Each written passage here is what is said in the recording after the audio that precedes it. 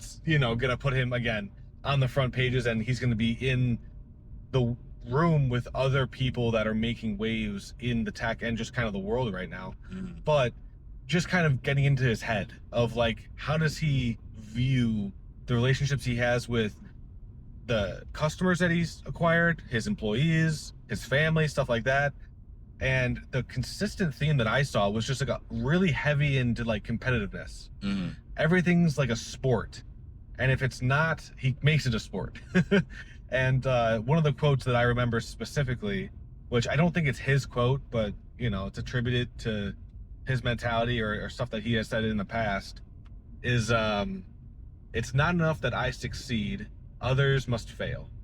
It's not enough that I succeed, others must fail. Yeah, I think it's like an original like Genghis Khan quote or a Gore Vidal. I don't know what the original quote's from, but doing research, apparently Larry has probably said that a couple of times. You say it enough times to start attributing it to you. Right.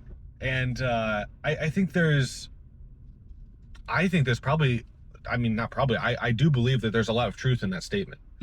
Because there's a certain amount of like darkness that I think you have to acknowledge exists, especially when you're in a deeply competitive space, like business, for instance. If you outcompete somebody, like they're not going to be able to eat.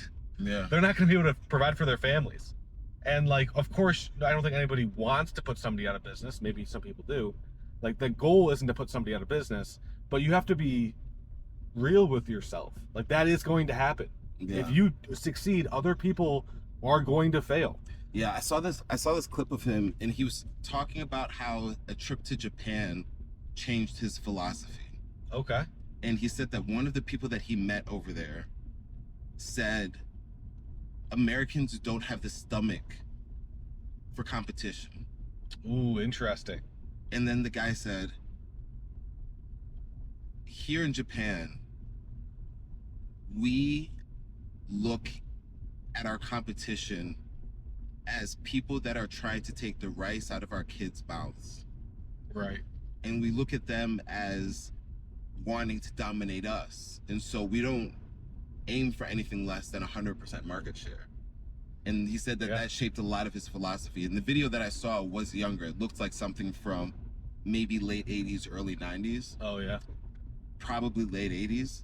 But it speaks to exactly what we're saying right now in that approach where if I'm all in, and we're not playing for keeps. Or we're playing for keeps. We're playing for keeps. Yeah, we're playing for keeps. We're not playing for, giggles. We're going for it, right? Yeah. And like it's kind of the nature of the beast. And people say it in varying degrees. I think he says it very decisively. Bluntly. Yeah. And I mean, he's going for blood. Yeah.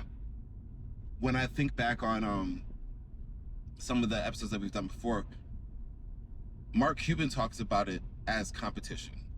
True.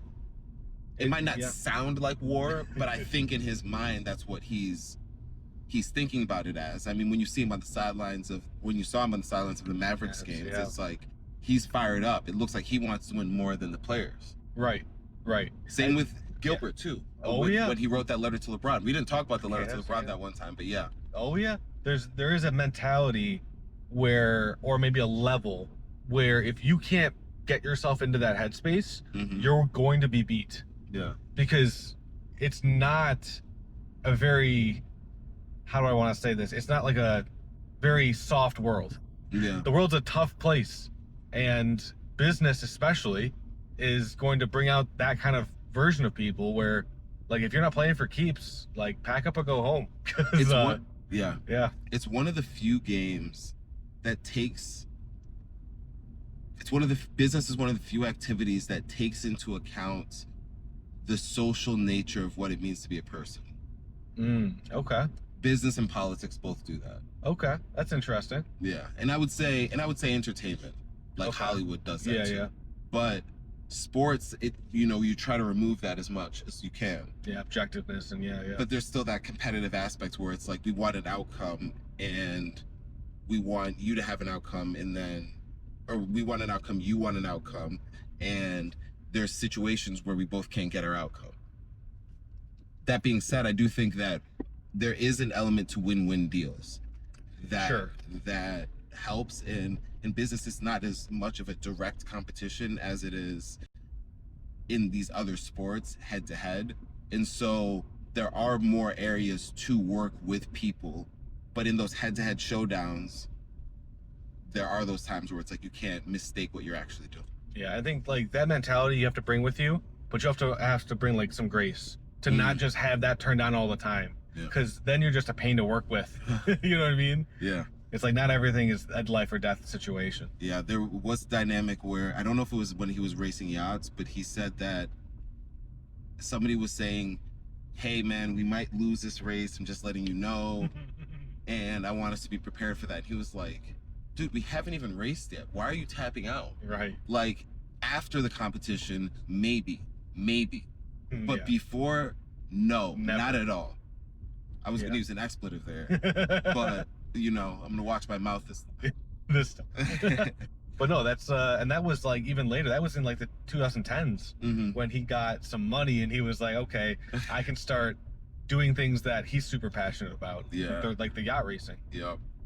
So a couple other things that we talked about: his like desire to win, competition, the Jordan-esque approach, and how much he cares about that. But some other things right here that I thought was pretty interesting is the best way to predict the future is to invent it. Ooh, I like that. I like that one too. Yeah, it kind of comes, you can see that storyline play out with that kind of moment from the research paper that's like, oh, this could be a company, this could be a thing, and then going and doing that. Yeah. Right, and then becoming a foundational part of computer science as it, is today. Do you think that the relational database idea would have taken off regardless, or do you think that the way that we view it is largely in part because of Larry Ellison and the approach that he took to developing it? I think it would have taken off regardless in terms of it being a fundamental for technology in 2025. I don't know if it would have had the same form factor that he was able to put it through, right? It might be a little bit different of a flavor, and there are different startups right now that are doing startup relational databases. I still think it would have been, like I said, a foundational thing for computer science or technology, regardless if Larry Ellison makes it commercially available or not. Yeah.